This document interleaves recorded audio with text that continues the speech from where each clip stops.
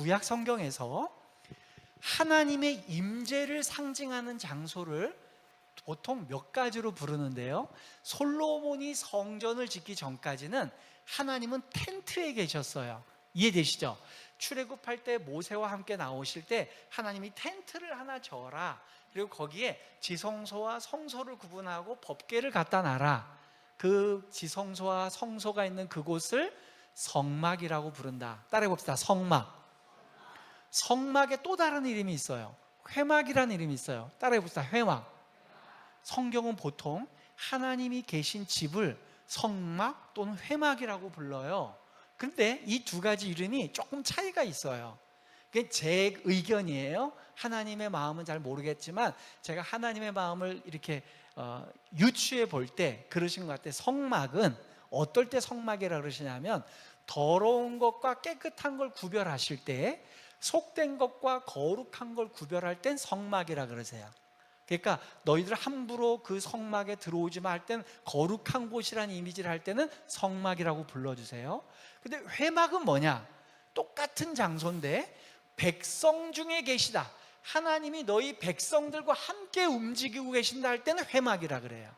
그래서 출애굽한 공동체가 성막을 제 가운데 뒀거든요. 세 지파씩 네 동서남북에 있고 회막이 가운데 있었어요. 그때는 회막이라 그래요.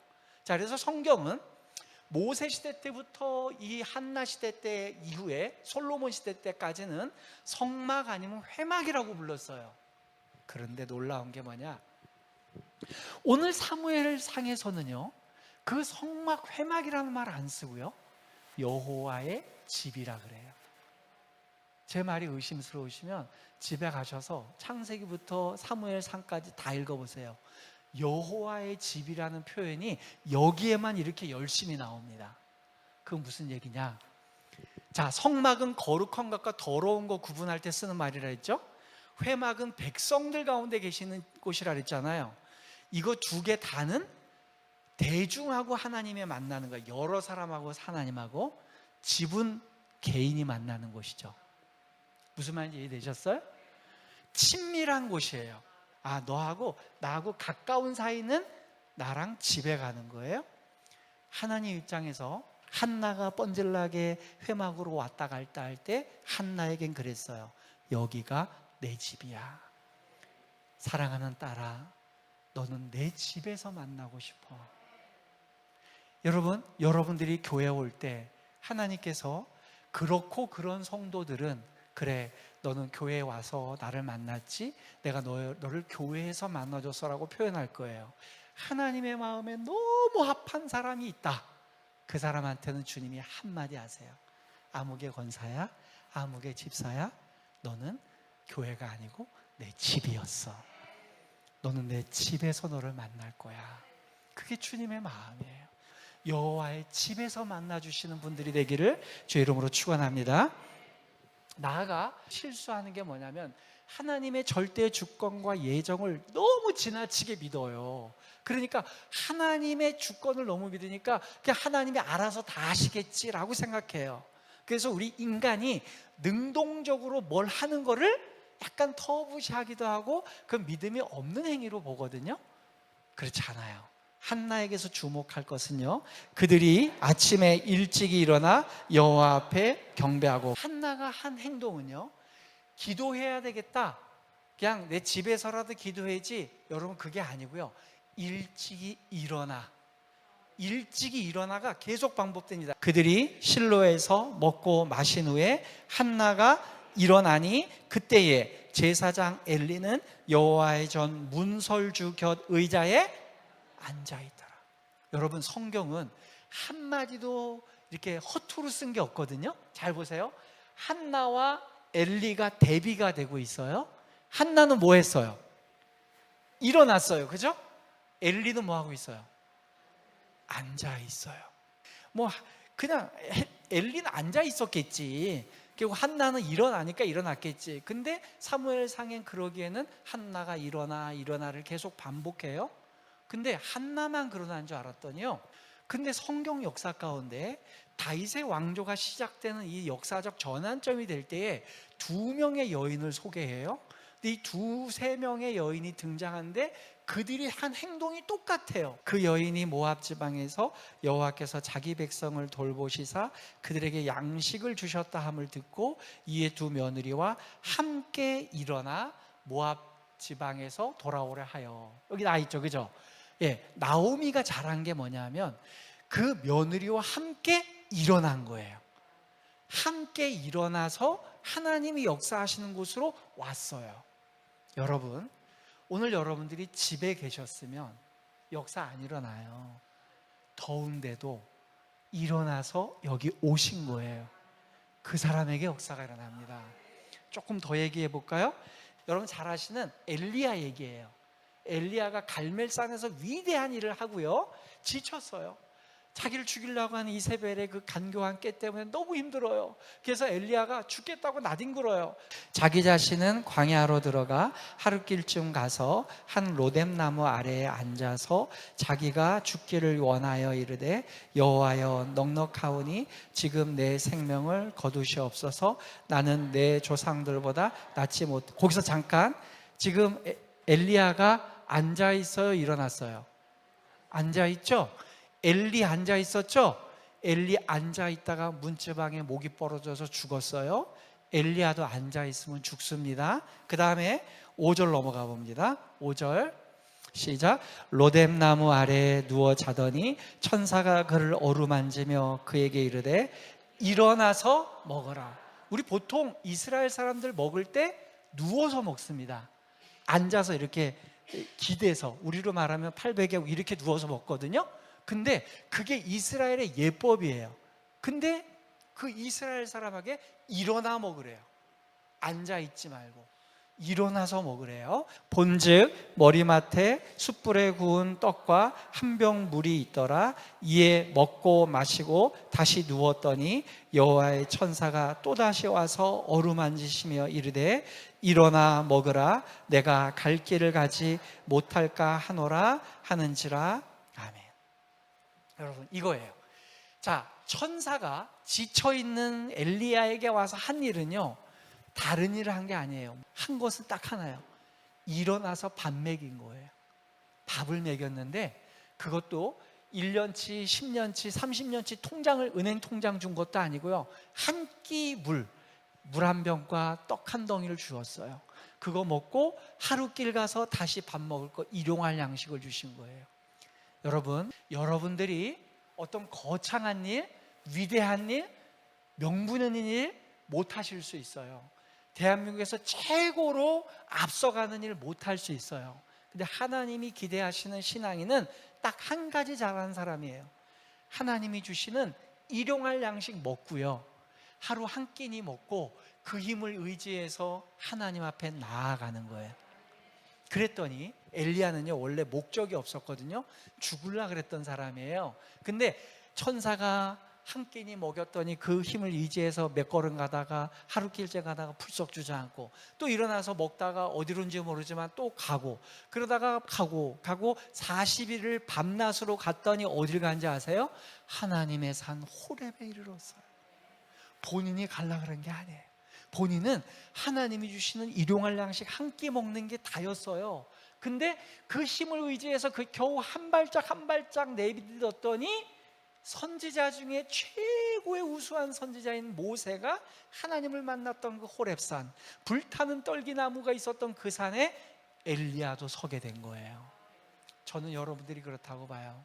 여러분들이 대한민국을 다 움직이는 위대한 목회자도 아니고요, 여러분들이 무슨 막 기도의 능력이 있어서 이 시대를 바꾸는 그러한 유능한 기도자도 아니라고 봐요. 우리가 할 수 있는 건 하나입니다. 하나님이 주신 한 끼 먹고 오늘도 예배당에 와서 기도 한마디 하고 그렇게 하루하루 보내다 보면요, 어느덧 나도 모르게 모세가 섰던, 그 엘리야가 섰던 곳 호렙산에 여러분도 서게 될 줄 믿습니다. 그게 하나님의 뜻이에요. 그러다 보니까, 자, 이제 이해됐죠? 생활이 어렵고 세 가지 어려운 환경 가운데 그럼에도 불구하고 교회를 갔는데, 영적인 환경이 어려운데 그럼에도 갔더니 기어코 일어나서 부들부들 떨리는 마음을 갖고 주님 앞에 나갔어요. 그때 저는 그런 질문해요.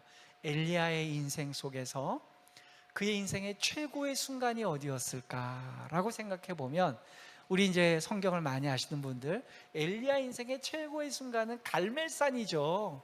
갈멜산에서 쌓은 번제물을 불러서 태운 여호와여, 그 찬양도 있잖아요. 엘리야의, 너무 멋있어요. 그래서 막 850명의 그 다른 이방 제사장들과 싸워서 1대 850이에요. 1대 뭐 17명도 아니고 850명하고 싸워서 이겼어요. 너무 멋지죠? 집에 가서 읽어보세요. 갈멜산에서 하나님이 나올까요, 안 나올까요? 물어보는 이유는 안 나오기 때문에 물어보겠죠? 하나님이 미리 엘리야에겐 얘기해요. 너 가서 이렇게 해라 그랬지만, 갈멜산의 그 전투 현장에서 하나님이 등장 안 해요. 하나님이 불은 내리세요. 근데 그 사람들한테 뭐 어쩌라 저쩌라 얘기를 안 하세요. 엘리야에게도 얘기를 안 해요. 그냥 엘리야가 적군들하고 싸워서 이긴 거예요. 영적인 큰 퍼포먼스예요. 그래서 저는 개인적으로 최고의 순간을 언제로 꼽냐? 전 이때로 봐요. 지쳐 쓰러져서 40일 동안 지냈던 시기. 이때는 어떤 시기냐면요, 모든 사람들을 다 제껴놓고 하나님이 엘리야하고 단둘이 데이트한 시간이에요. 여러분 영화 같은데 그런 거 잘 보지 않아요? 아빠가 대통령이에요. 너무 바빠서 의정활동에 너무 바쁘니까 아들이 아빠를 만날 시간이 없어요. 그렇겠죠, 아무래도. 그죠? 그러니까 아들은 아빠가 대통령인 게 중요한 게 아니고 나랑 놀아줬으면 좋겠어. 근데 워낙 말 잘 듣는 아이니까 애는 알아서 잘하겠지 하고 애랑 놀아줄 시간이 없어요. 근데 언제 아이가 대통령인 아버지하고 같이 지낼까요? 아이가 아파서, 고열이 생겨서 지금 사경을 헤매려 그래요. 그럴 땐 대통령이 어떻게 되죠? 모든 국정 업무 다 집어치우고 와서 아들 옆에 앉을 거예요. 그렇잖아, 그죠? 그래, 우리 아들이 사느냐 죽느냐, 그래서 옆에서 아이의 얼굴을 닦아주고 그렇게 어루만져 줄 거예요. 저는 그렇게 생각해요. 하나님께서 엘리야가 거룩한 일, 바쁜 일 많이 했겠지만, 엘리야가 이 로뎀나무 아래서 호렙산까지 가는 40일 동안에는 하나님하고 직접 데이트한 시간이에요. 전 그때가 너무 좋았던 것 같아요. 그래서 저는 여러분들도 그런 시간들을 잘 이해하셨으면 좋겠어요. 하나님이 나와 함께 하신다. 예, 이제 마지막 제가 여러분들한테 던지고 싶은 메시지 뭐냐? 그럼 목사님, 기도의 응답은 뭐죠? 언제까지 기도해야 되죠? 한나를 만족시킨 그 기도의 응답이 뭐죠? 그의 인생이 바뀌어요. 뭐가 바뀌었느냐? 아들이 생겼는데 그 아들을 줘도 내 마음에 전혀 불편함이 없고 불행이 찾아오지 않는 그 기쁨이 뭐냐? 서원하여 이르되 만군의 여호와여, 만일 주의 여종의 고통을 돌보시고 나를 기억하사 주의 여종을 잊지 아니하시고. 그만. 여기 다시 한번 읽어봐요. 나를 기억하사 주의 여종을 잊지 아니하시고. 따라해 봅시다. 주님, 저를 기억해 주세요. 그거면 족합니다. 기도의 핵심은요, 주님이 나를 기억해 주시냐는 거예요. 주님이 나를 잊지 않고 있냐는 거예요. 자, 19절을 볼까요? 그들이 아침에 일찍 일어나 여호와 앞에 경배하고 돌아가 라마의 자기 집에 이르니라. 엘가나가 그의 아내 한나와 동침하매 여호와께서 그를 뭐 하신지라? 생각하신지라. 뭐에 끝나는지 아십니까? 여러분, 이 시대에 수많은 목회자가 있어요. 이 시대에 수천 명의 기독교인이 있어요. 전 세계로만 하면 수억 명, 수십억 명의 기독교인이 있어요. 그 중에 많은 기독교인이 있고 많은 목회자가 있지만 그 중에 예수님의 마음, 하나님의 마음을 사로잡는 자는 소수입니다. 우리의 기도의 핵심은, 우리의 신앙의 핵심은요, 하나님이 생각하는 사람이 되는 거예요. 여러분, 이 시대에 수많은 여자들이 있었습니다. 수많은 여자들이 한나 시대 때에 회막에 올라가서, 성막에 올라가서 제물을 바치고요, 한나보다 더 많은 송아지를 드리고 더 많은 양을 드리고 더 많은 비둘기를 드린 사람들 더 많았을 거예요. 그리고 한나 시대 때뿐만 아니라 그 앞 시대, 그 뒤 시대에도 많은 여성들, 남성들이 하나님께 충성을 다했을 겁니다. 그런데요, 그 중에 하나님이 보실 때는 한나가 가장 기억이 난 거예요. 왜요? 다른 사람들은 예물은 드렸고 충성은 다했는데요, 그들의 소원이 빗나갔어요. 주님, 전 아들 주면 해결돼요. 아들 줬어요. 그랬더니 아들한테 정신 다 팔려요. 하나님 없어져요. 그 다음에 이 아들을 어떻게 얻은 아들인데 아들 오냐 오냐 이렇게 키워요. 남편 때문에 기도했는데 남편이 홀가닥 바뀌었어요. 그럼 남편하고 올콩덜콩 사는데 거기에 또 정신이 팔려서 하나님 안 봐요. 인간관계가 꼬였는데 하나님이 극적으로 이 사람을 어떻게 단절시켜 놨어요. 그랬더니 이제 하나님 안 봐요. 근데 한나는 그것 때문에 왔어요. 사실은 하나님께 기억되고 싶어서 온 건 아니에요. 인간관계가 힘들어서 왔고 남편 때문에 왔고 또 내가 부족한 게 있어서 왔는데, 기도를 하다 보니까 내 인생의 진짜 문제는 아들이 없는 것도 아니고 남편이 나를 어떻게 대하시는 것도 아니고 분인 나도 문제가 아니더라고요. 그래서 기도의 마지막 한나가 다다른 게 뭐냐, 그래 내 인생은 하나님이 기억해 주시면 된다. 자고 일어나고 시때마다 하루도 몇 번씩 날 기억하고 있더라. 그래서 나도 널 기억해. 우리가 최고 많이 모이는 교회, 최고 예배당이 큰 교회로 가기에는 버거워요. 그러나 우리가 하나님 마음 뺏는 건 지금도 할 수 있어요. 지금도 할 수 있어요. 여기 연세가 높으시건 지금 내가 70이 넘건 80이 넘었건 내가 재산이 없건 다 상관이 없습니다. 하나님의 마음을 뺏는 사람이 우리의 마음을 뺏어요. 그래서 주님도 천국은 침노하는 자의 것이니라. 그리고 잠언서에 보면 나를 간절히 찾는 자가 나를 만날 것이다.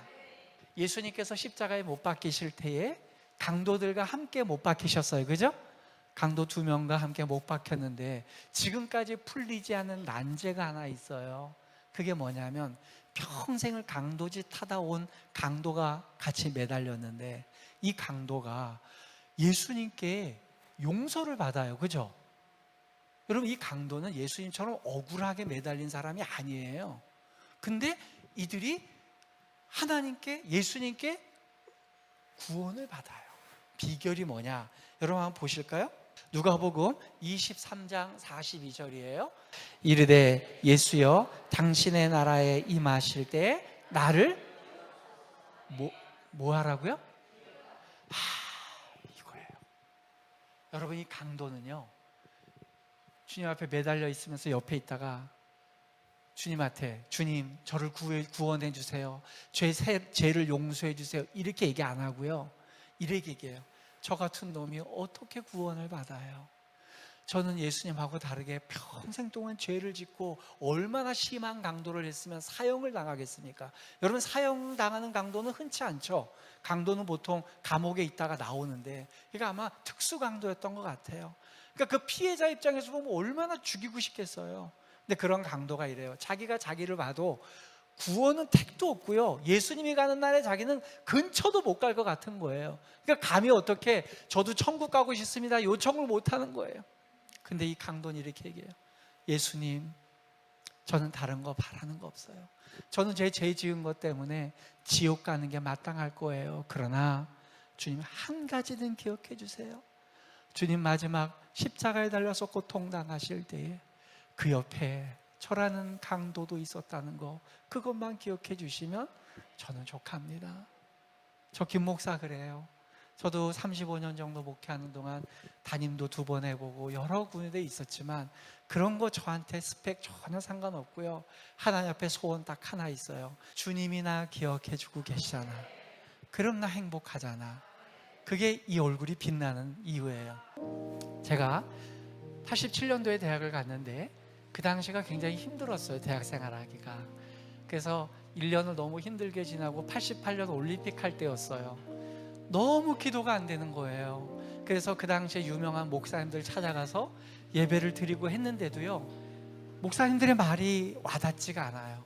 그 당시에 올레이션스라고 온누리교회에서 아주 찬양 집회를 특이하게 했어요. 근데 그때도 기도를 하러 갔는데 기도가 안 나와요. 그래서 제 마음에 난 이제 끝났나 보다. 눈물도 안 나오고 악만 바치고 난 이제 신앙이고 뭐고 다 필요 없어.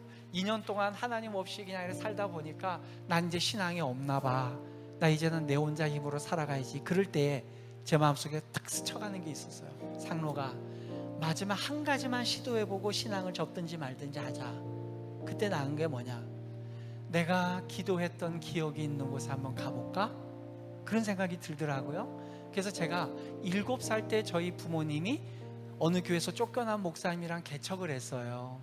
그 교회에서 똥바가지 뒤집어 쓰고 나오신 목사님이랑 개척을 했는데, 그 교회, 우리 아버지가 2번을 건축한 건축위원장이었던 그 교회를 가보기로 했어요. 그래서 고향교회를 쭉 내려가서 제가 10대 때, 초등학교 5학년 때부터 고등학교 때까지 매일 새벽 기도하는 자리가 있어요. 지하실 왼쪽 맨 앞에 기둥 앞자리, 거기서 하루에 매일 2시간씩 기도했어요. 초등학교 5학년짜리가. 그러면서 고등학교 졸업할 때까지 그 자리를 가는데요, 그 전까지는 눈물도 안 나오고 아무런 마음이 메말랐던 제가요, 그 계단을, 지하 계단을 하면서 곰팡이 냄새가 나는데 눈물이 나기 시작합니다. 그래서 그 기둥에 내가 앉았던 자리를 봤는데 눈물이 나요. 아버지, 15살 때 제 기도 들어주셨고, 제 마음이 힘들고 아플 때 주님 저기서 저한테 응답해 주셨잖아요. 그래서 그 자리, 제가 13살, 12살, 또 17살, 18살 됐을 때 기도했던 그 자리에 앉아서 펑펑 울었어요. 여러분들의 그런 자리가 있기를 원합니다.